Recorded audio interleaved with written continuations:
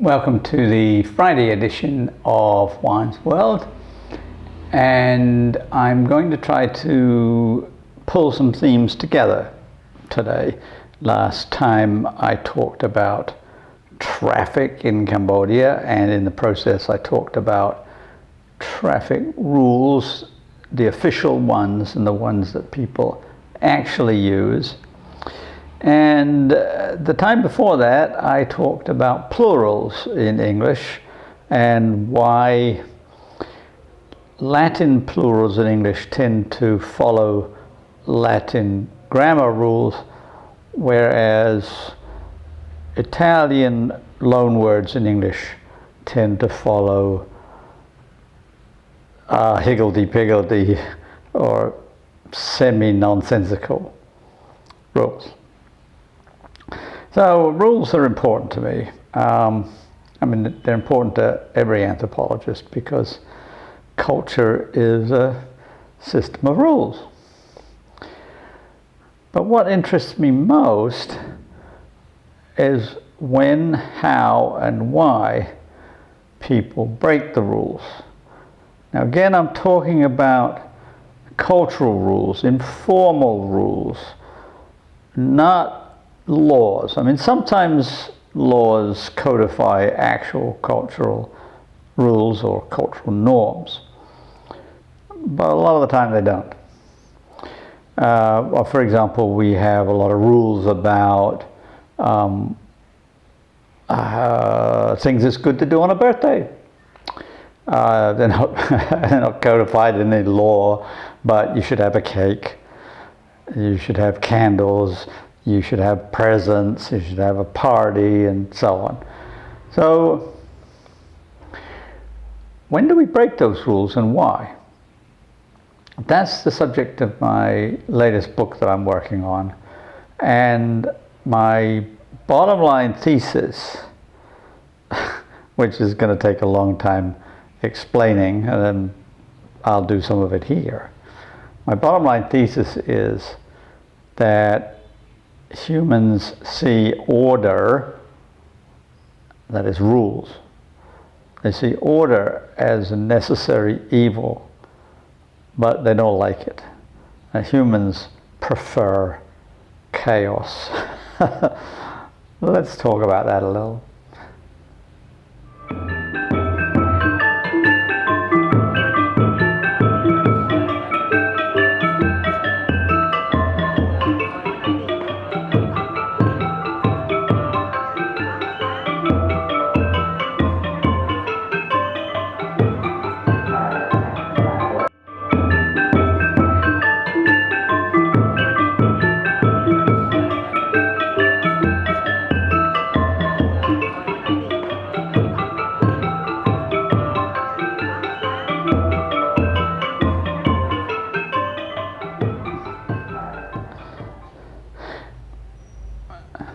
Now, one of the things that I tried to articulate when I was talking about Latin plurals versus Italian plurals in English is that Latin used to have, and maybe still does have, a higher status as a foreign language than Italian.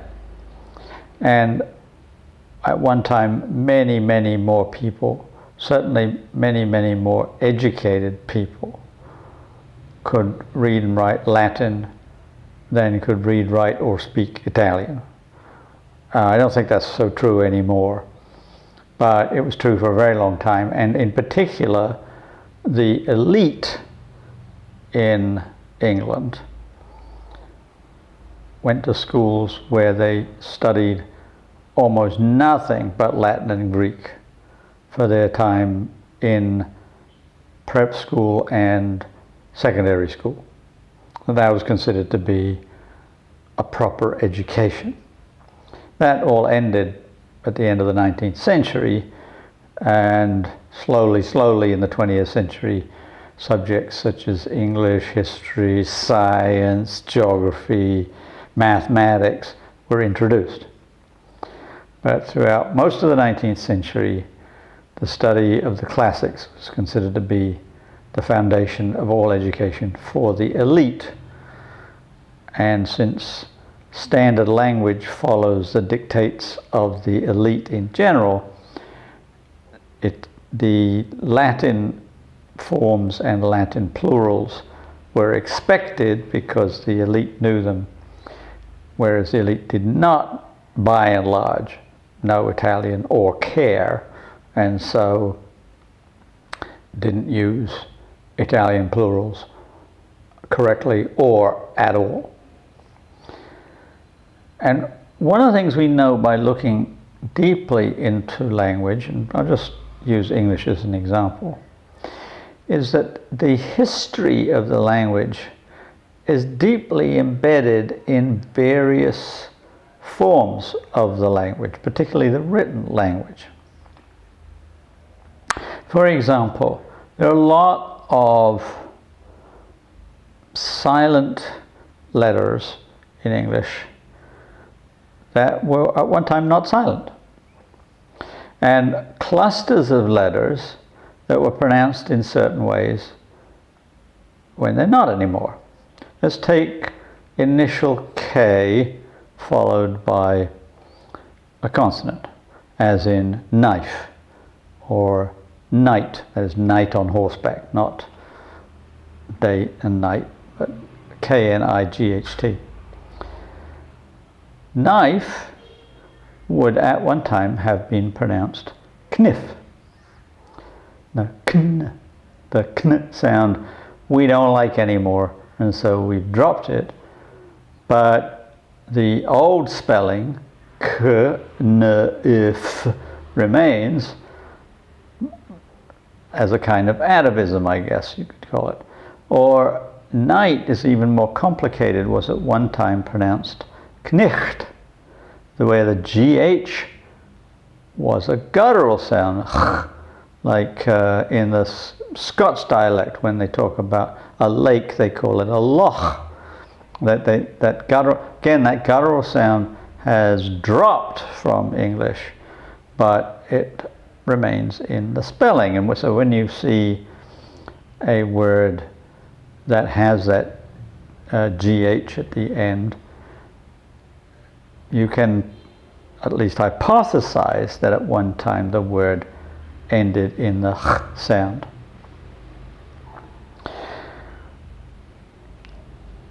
Slightly more complicated is our vocabulary. And one of the curiosities of English is that the meats that we eat have different words from the animals that they come from. It's unusual because most languages don't do that. In Khmer, for example, if you have a pig which you slaughter and eat, when it is alive you call it a pig, and when you cut it up and serve it as meat you call it pig meat or cow meat or sheep meat. But in English we don't say those words, sheep meat, pig meat, cow meat. We say mutton for sheep, pork for pig, beef for cow. Very, very simple explanation. The animal words are of Germanic origin, coming to English through Old English, what used to be called Anglo-Saxon. And the meat words are of Norman French origin. And if you know any French at all, you know that the name of a sheep in French is mouton, like mutton, right? Cow is bœuf, right? Pig is pork. So the living animal has an Old English Germanic name, and the meat has a Norman French name. And the reason for that is very simple. That when William the Conqueror defeated the English in battle in 1066, the Battle of Hastings, and became the King of England, he brought all of his nobility with him to England. Now, there again, we've got another long, complicated historical fact that I will unpack at some point, namely that William didn't particularly think of England as being separate from Normandy. He thought that Normandy and England were all of a piece because he was the Duke of Normandy, the King of England, that like his crown lands were combined. He brought all of his French-speaking or Norman French-speaking nobility over to England, and they were the ones who ate the rich meats. The peasants, the Anglo-Saxons, the ones who actually farmed and kept the animals, right, didn't eat the meat. They might have eaten some of the organ meats, I suppose, some of the leftover bits, but the main meats went on to the Norman French table. But they were kept, when they were kept alive, when they were herded by Anglo-Saxons. So when they were on the foot, on the hoof, being herded, they were called by their Anglo-Saxon names, by their Anglo-Saxon keepers, who would be called cowherd, pig herd, sheep herd, right? Germanic names. So cow, pig, and sheep. When it was put on the table, the Norman French would say, "Oh, I have pork," or "I have bœuf," or "I have mouton." And so when the languages of Norman French and Anglo-Saxon creolized, that's when they pulled together, we ended up with both sets of terms, which is, I believe, unique to English. All right, so far so good. So we know that many of the quirks of English are a function of its history.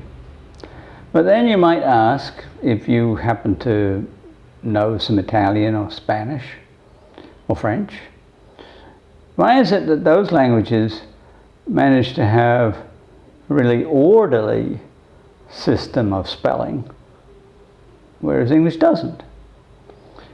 And the answer is not very complicated. It is also part of the history of the languages.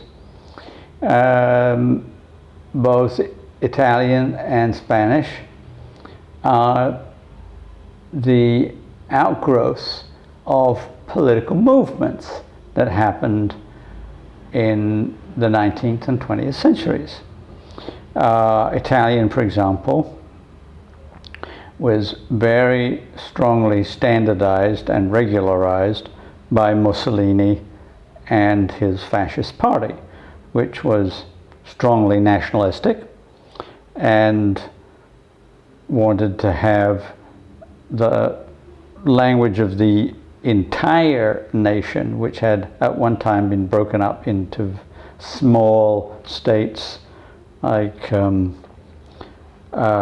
Tuscany, Lombardy, Veneto, Genoa, Sicily, Palermo, all these different states had been unified in the 19th century, and the process of unification required a standardized language, and the dialect of Tuscan was picked upon as the standard model, and ways of spelling, ways of writing, grammar, and so forth were all formalized as a political process. Same was true in Spain under Franco. And as such, if you know the rules of spelling and pronunciation of Italian or Spanish, without really knowing the language very well at all, I can give you a text in Spanish or Italian and you can read it fluently. I mean, you can pronounce it. You may not be able to understand it, but you can pronounce it. Can't do that with English. But English is not the only problematic language in terms of writing, which I'll get to in a minute. But first I want to just point out that it's not just that England didn't have the kind of nationalist revolutions that Spain and Italy had. It also is strongly antithetical to formal rules. It doesn't like having formal rules. I mean, people keep bitching and moaning or laughing or whatever about very strange spellings like night, K-N-I-G-H-T. Like, why can't we just say N-I-T-E? Why do we have to have this old Knicht thing going? Well, we just do. At some level, we like chaos. We like disorder. We like to break rules. It's just the way it is. If you look at writing in Eastern languages, particularly Chinese and Japanese, you can say to English speakers, I don't know what you're complaining about. Like, we have to learn a new character for every single word. So if I want to be able to write, let's say, 10,000 or 20,000 words, I have to learn 20,000 characters. And with Japanese, it's even worse because they've got 3 different scripts that they use, including Chinese script, which they've modified to fit Japanese language. And so you've got to learn Chinese characters, but then you've got to pronounce them in a Japanese way. Now, on the surface, that just seems to make no sense at all. And yet somehow or other the Japanese can function. Of course, they don't all function equally well. There are quite a lot of people who are not particularly well educated who cannot read Chinese characters very well, and they have to be accommodated for with other scripts. But the Japanese kind of like the fact that they're unruly, that they're different in this way. It appeals to them. So where I'm driving in all of this is towards the conclusion that I began with, that is that we think of order as being a necessary evil. Just like tomorrow morning I'm going to tidy up and clean my apartment. I can consider that to be a necessary evil. I don't want to do it at all. I'm quite happy with mess. But I can't just let the mess continue because entropy will take over in the long run. And so I have to balance between the chaos that I would naturally produce if I didn't have anything externally imposed upon me, the natural disorder that I revel in, and the order that I have to enforce in order to keep some kind of regularity in my life. So I have to have that balance between order and chaos, and that's a topic I want to pursue much more in the future.